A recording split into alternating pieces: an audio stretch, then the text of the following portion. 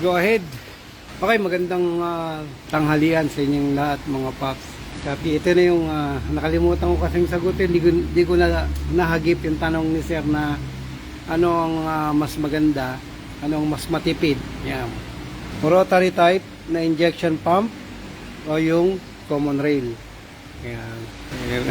Simple lang naman yung sagot niyan. Pero sige, okay lang. Tama-tama, dito tayo shop. Meron tayong rotary type na injection pump. Meron naman yan dalawang klase kasi ito. Yung isa niyan inline. So, ito kasi pag ganito yung itsura. Pag yung inline ay yung mga nakatayo, yung mga ginagamit sa truck, yung mga nakatayo, inline. Ang tawag doon, inline injection pump.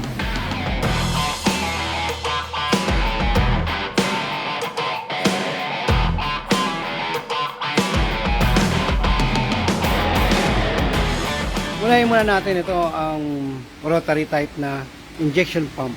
Ano ba ang nagda-drive dito? Copy. Yan, paano ba siya nagwo-work? Ito ay nagwo-work sa pamamagitan ng gear. Yan, which is naka-timing din ang gear. Sabayan sa ikot ng engine. So pares din naman yan dun sa makabagong high pressure pump na naka-timing din. Pero ito ay yung old school. Yan, ito yung mga itong injection pump na to, napakalaki, di ba? Ito ang injection pump ng QD32. Ayan, sa mga Nissan QD32. Okay? Meron niyang lever. Sa loob ng lever, nandyan din yung governor. Ito yung nozzle distribution. Ito yung pressure distribution valve. At meron din ditong delivery valve. At diyan mo ina-adjust yung buga. Kung gusto mo malakas, yung buga ng diesel. Ito kasi pressure, ito buga ng diesel.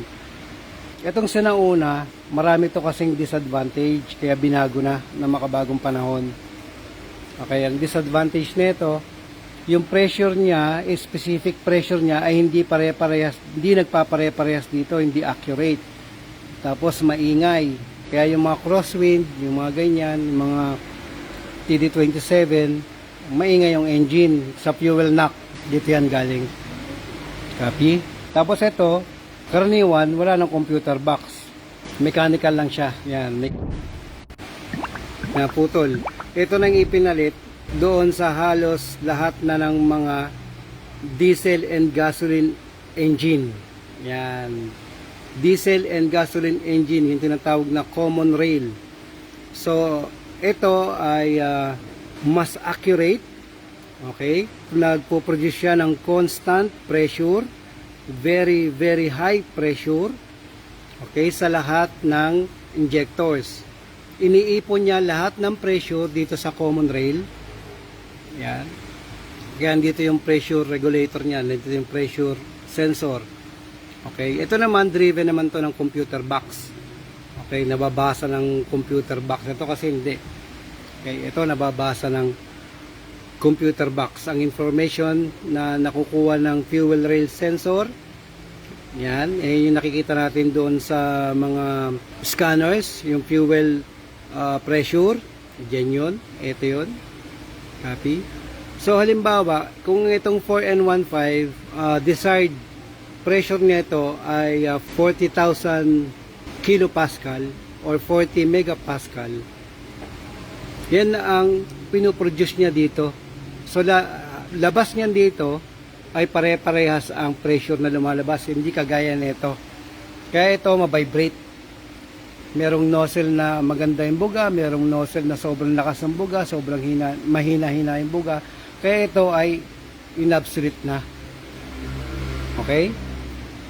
Dito na tinapos ng era ng mga ganito. So, bibihira na lang ang naglalabas ng mga fuel pump na rotary at saka inline. Bihira na lang po. Okay, bihira na lang. Lagi na nila ngayon ang ginagamit ay common rail. So, ang pros naman ng common rail, ito po ay mas accurate, mas tahimik sa engine kasi mataas ang pressure, mas fuel consumption, mas tipid. Kaya yan na po ang ginamit. Yun lang naman ang the best explanation dyan mga paps. Wala naman extraordinary dito sa between the two. Yung pag-develop nila ng from rotary to high pressure na common rail. Copy? Okay? So, yun lang naman, yung dalawang to. Kaya hindi ko rin to na-discuss sa bahay kasi wala tayong mechanical na ganito para maikumpara dun sa dalawa. So, yun naman pinagkaiba niyan. Tapos, yung mga cons naman nito, kapag nag-leak tong oil seal, naghahalo ang diesel at langis. Yan. Minsan tumataas ang engine oil. Yan. So, yun lang naman. Tsaka ito ay ma-maintenance kumpara doon sa mga high pressure pump. Ito ma-maintenance. Okay, so pag ito magastos to kapag pina-rebuild mo kasi papalitan lahat ng mga repair kit niyan sa loob, ng mga oil seals, mga ganyan, mga o-ring sa loob, ang daming magastos to, sir. So pag ito ni-rebuild, 10,000 pataas. Ito pag ni-rebuild. Pero ang high pressure pump, bihirang nasisira ang high pressure pump. Karaniwang nadadali muna dyan bago ang high pressure pump ay yung suction control valve. Copy? Yan. Ganyan ba ang D4D na makina, sir? Yes, pare-pares na po yan. Yung mga KD engine, GD engine, yan, yung mga Ranger, yung mga T67, pare-pares na rin po yan. Yan na rin ang inadapt nila sa mga gasoline engine, yung paggamit ng common rail. So karamihan itong mga GD engine, nasa bandang ilalim lang po yung kanyang common rail. Hindi natin makakita. Pero common rail na rin po yan. CRDI. Yan. Sa gasoline, ito common rail na rin po ito. Nandun lang sa bandang likuran yung kanyang common rail. Di lang natin makita. Pero inadapt na rin po yan. Kaya naging mas matipid ang mga gasoline engine simula nung nag-common rail na sila. Go ahead, Master. Congrats on your Batangas branch. Maraming salamat din po. Ilang days po inaabot ang heavy PMS? Ano pong sasakyan, sir? Depende po. Yan. Kapag yan naman po ay ano lang, hindi magkasabay ang EGR turbo, isang araw lang yan. Pero pag mga sedan, ang heavy PMS yan, isang araw lang. Basta hindi po tayo madedehado dun sa mga pyesa. Kailangan merong pyesa makuha. Ayan.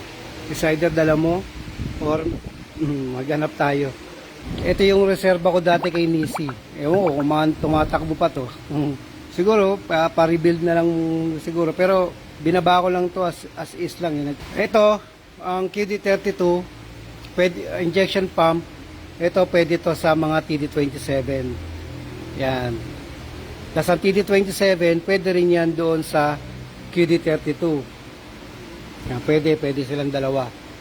Okay? Magpalit. Mga paps, kung bago lang kayo sa channel namin, mag-subscribe lang kayo sa Master Garage.